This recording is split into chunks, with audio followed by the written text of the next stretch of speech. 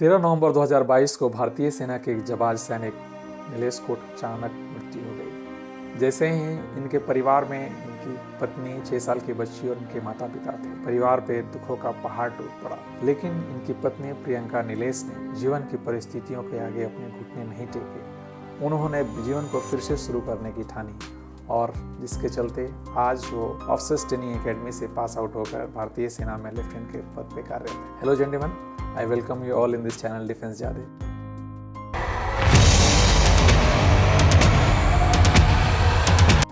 Gentleman, कहानी है 13 नवंबर 2022 की। भारतीय सेना के एक सैनिक नायक नीलेश, जो भारतीय सेना के सिग्नल रेजिमेंट में कार्यरत थे, उनकी अचानक मृत्यु हो जाती है। जैसे ही मृत्यु की खबर उनके परिवार में पहुंचती है, उनके माता पिता, उनकी पत्नी, उनकी बच्ची, सारों पे दुखों का पहाड़ टूट पड़ता है। लेकिन ये जीवन है, जीना पड़ेगा, चाहे आप हंस के जियो चाहे रो के जियो। जब भी उनकी पत्नी प्रियंका नीलेश अपनी 6 साल की बच्ची को देखती थी, उसके मासूम चेहरे को देखती थी, तो वो सोचती थी जो होना तो हो चुका, जो जिसको जाना था चला गया, लेकिन आखिर इस 6 साल की बच्ची की क्या गलती है? हम इसको क्या दे रहे हैं? वही दुख, वही अंधकार। आखिर जब ये बच्ची बड़ी होगी और मुझसे सवाल करेगी कि पापा तो इस दुनिया में नहीं, लेकिन तुम तो थी, तुमने क्या दी? ये बातें उनके दिल में हमेशा कचोटती है। लेकिन जब उन्होंने सोच विचार करके अपने आत्मविश्वास को जागृत कर फिर से अपने जीवन को खड़ा करने की और फिर से अपने आत्मबल को जागृत, इसके लिए उन्होंने जीवन को नॉर्मल तरीके से जीने के लिए अपने ही क्षेत्र के किसी प्राइवेट स्कूल में टीचर की नौकरी की। नौकरी करने के दौरान ही किसी ने उनको वीर नारी स्पेशल एंट्री स्कीम के बारे में बताया, जिसे वीर नारियों को डायरेक्ट एसएसबी के लिए बुलाया जाता है। अगर एसएसबी में वो पास हो जाती हैं तो भारतीय सेना में ऑफिसर के तौर पे उनको कार्यरत किया जाता है। उन्होंने इसके बारे में सारी डिटेल जानकारी पता करी और इसमें सर्विस सिलेक्शन बोर्ड जो 5 दिन का होता है उसमें फेस करना होगा। अगर उसमें वो पास हो जाती हैं तो वो भारतीय सेना में ऑफिसर बन सकते। उन्होंने इसकी तैयारी शुरू कर दी। उन्होंने दिन रात एक करके इसकी तैयारी की।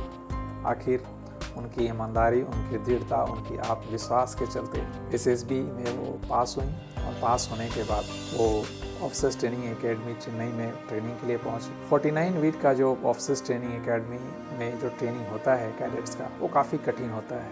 चाहे वो महिलाएं हों चाहे पुरुष हों, किसी के साथ कोई भेदभाव नहीं किया जाता है। सारों के लिए ट्रेनिंग समान होता है। उन्हें कई मानसिक और शारीरिक पीड़ाओं से गुजरना पड़ता है ताकि ऑफिसर्स मजबूत बन सकें, एक बेहतर ऑफिसर बन सके। लेकिन सारे दर्द और पीड़ा को सहते हुए इस 49 वीक के ट्रेनिंग को प्रियंका नीलेश ने काफ़ी दृढ़ता के साथ कंप्लीट किया और एक मिसाल का। और जैसे ही उनका ट्रेनिंग खत्म हुआ, 7 सितंबर 2025 को वो OTA चेन्नई से पास आउट हुई और आज वो भारतीय सेना में लेफ्टिनेंट के पद पे कार्यरत। दोस्तों, ये कहानी उन सभी महिलाओं और सभी पुरुषों के लिए एक प्रेरणा का स्रोत है कि वो जीवन की परिस्थितियों के आगे घुटने टेक करके आशा और विश्वास छोड़ देते हैं जीवन को जीने के लिए। जीवन में परिस्थितियाँ हमेशा रहेंगी, लेकिन उस परिस्थितियों के आगे हम झुके नहीं।